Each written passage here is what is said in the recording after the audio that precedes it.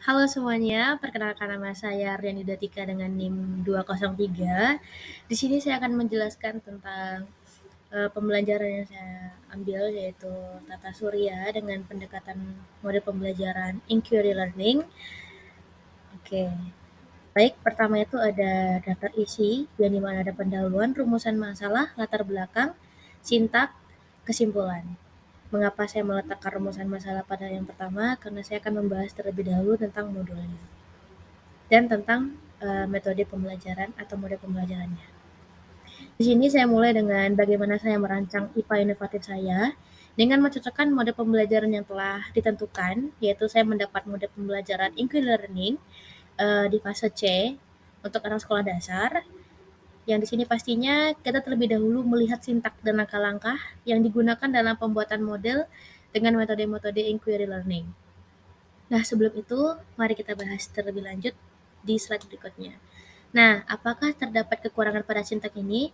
Untuk kekurangan pada sintak ini, saya belum menemukan kekurangannya di dalamnya. Selanjutnya ada rumusan masalah. Mengapa kita sebagai seorang calon pendidik harus memahami tentang model pembelajaran Inquiry Learning ini yang akan diterapkan pada pembelajaran ilmu pengetahuan alam atau IPA inovatif SD. Yang pertama itu pembelajaran IPA dengan metode pembelajaran Inquiry Learning ini dapat melatih anak aktif serta melatih cara anak berkomunikasi, problem solving-nya, berpikir kritis, bekerja sama, dan melatih anak untuk mandiri dalam mencari suatu masalah melalui dengan analitik, dan serta tersistematis. Karena pada model ini anak itu dituntut untuk memiliki skill ilmiah karena melatih kognitif anak untuk menjadi kritis serta dalam merumuskan hipotesis dan rumusan masalah pada masalah yang diberikan. Lalu ada pengguna strategi dan model inquiry ini, inquiry discover dan inquiry free. Jadi saya menggunakan dua, kebetulan ada tiga dan saya memilih dua, inquiry discovery dan inquiry free. Di sini sebuah konsep atau gagasan baru dalam melakukan penyelidikan serta diskusi kelompok yang dapat membuat siswa lebih aktif pada peran sosial serta dengan inquiry V ini siswa dapat menjadi ilmuwan. Jadi di mana nanti siswa dapat membuat prosedur atau rancangan sendiri dan menyelesaikan masalah secara mandiri, namun masih diberikan bimbingan oleh guru jika siswa mengalami masalah. Selanjutnya itu ada latar belakang.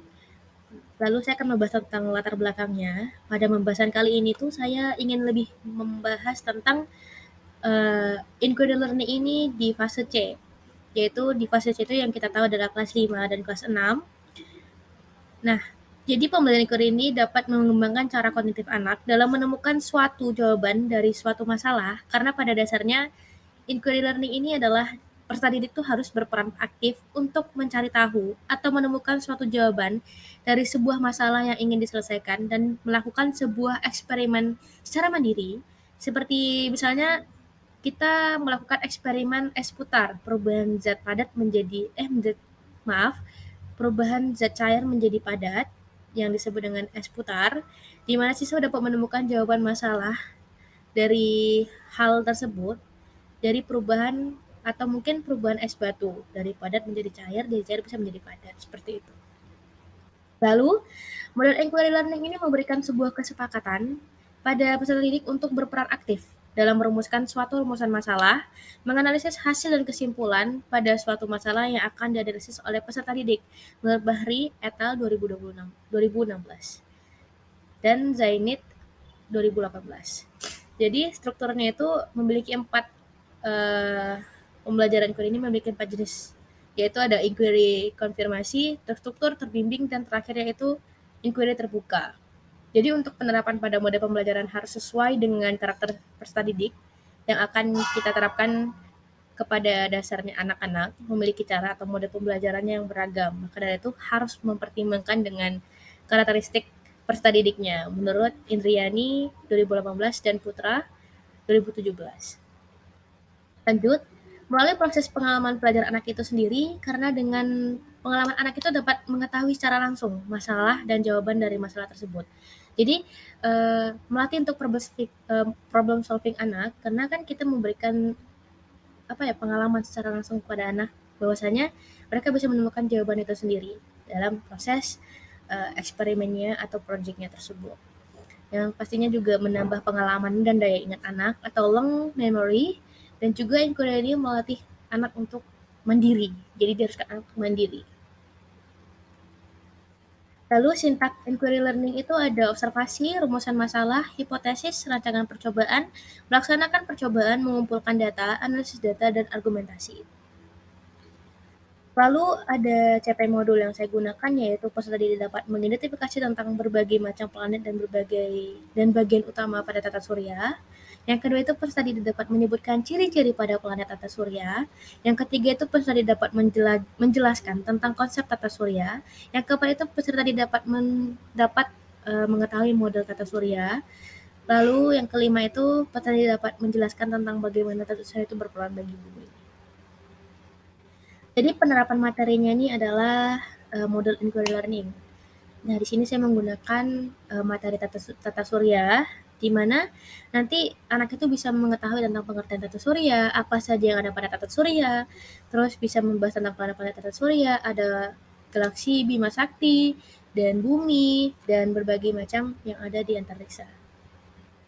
Jadi penerapannya ini dilakukan dengan mengajak anak-anak untuk berpikir dan menggali wawasan tentang apa itu tata surya, apa saja yang ada pada tata surya, membahas planet yang ada pada tata surya, galaksi Bima Sakti, bintang tua, dan muda, dan bumi, sehingga anak akan mencari tahu apa saja tentang tata surya dan interaksi pada materi tersebut. Lalu mengadakan sebuah eksperimen atau proyek membuat susunan tata surya dan perbedaan bintang tua dan muda, sehingga anak-anak dapat mengetahui dan melakukan secara mandiri serta menambah pengalaman anak. Pada rancangan kegiatan seperti ini biasanya melakukan pembukaan doa terlebih dahulu, lalu biasanya itu ditunjuk salah satu peserta didik. Selanjutnya itu setelah melakukan doa, biasanya guru melakukan absensi atau orientasi pembukaan untuk melakukan pembelajaran setelah absensi. Misalnya kayak, selamat pagi anak-anak, gimana kabarnya, sehat, menanyakan kabar anak-anak, seperti itu. Setelah itu melakukan penjelasan materi. Di sini anak akan bekerja secara mandiri kebetulannya. Bukan kebetulan lagi, karena tadi seperti yang kita sudah bahas, inquiry learning itu menuntut anak untuk belajar mandiri untuk menemukan rumusan masalahnya sendiri, hipotesisnya sendiri, dan jawabannya sendiri. Untuk melatih anak problem solving anak. Lalu setelah itu siswa akan melakukan eksperimen yang dimana untuk melakukan analisis terkait eksperimen dan proyek yang dilakukan. Setelah itu guru akan melakukan refleksi dan evaluasi bersama siswa terkait pembelajaran yang telah dilakukan. Di sini saya telah memasukkan sebuah rancangan eksperimen yang akan dibuat. Langkah-langkahnya itu sudah ada seperti menempelkan kertas manila berwarna hitam. Jadi kertas manila warna hitam itu akan membentuk garis orbit pada planet seperti gambar yang sudah saya tampilkan di sini. Lalu ada bahan-bahannya, ada lampu pijar kecil, origami, lalu ada stop kontak yang untuk mengumumkan lampu. Nah, di sini saya menggunakan origami untuk menjadi planetnya, bahwasannya karena anak-anak itu sangat tidak bisa dengan gabus. Jadi saya membuatnya dengan tutup botol plastik, dan itu memanjang seperti itu karena agar bisa membentuk gambar hias kreasi saya. Lalu setelah itu perbedaan bintang tua dan muda. Di sini saya membuat satu materi tentang perbedaan bintang tua dan muda karena jarang sekali anak-anak tahu tentang bintang tua dan bintang muda ini. Lalu di sini saya menggunakan eksperimen 2 gelas bening, terus ada air, garam, minyak goreng, dan santan. Nah, di sini kita bisa melihat perbedaan bahwasanya mana gelas yang lebih terang dan mana yang tidak. Jadi itu akan membuat perbedaan antara bintang tua dan bintang muda. Lalu pada sintak pembelajaran yang saya akan gunakan itu ada orientasi, formulasi pertanyaan, pengumpulan data atau proyek, analisis data, dan komunikasi. Sekian hasil presentasi saya. Saya kurang lebih saya mohon maaf apabila ada kesalahan, karena saya juga masih belajar untuk tentang model pembelajaran kali ini. Semoga apa yang telah saya sampaikan bermanfaat buat teman-teman semuanya. Selamat malam dan terima kasih.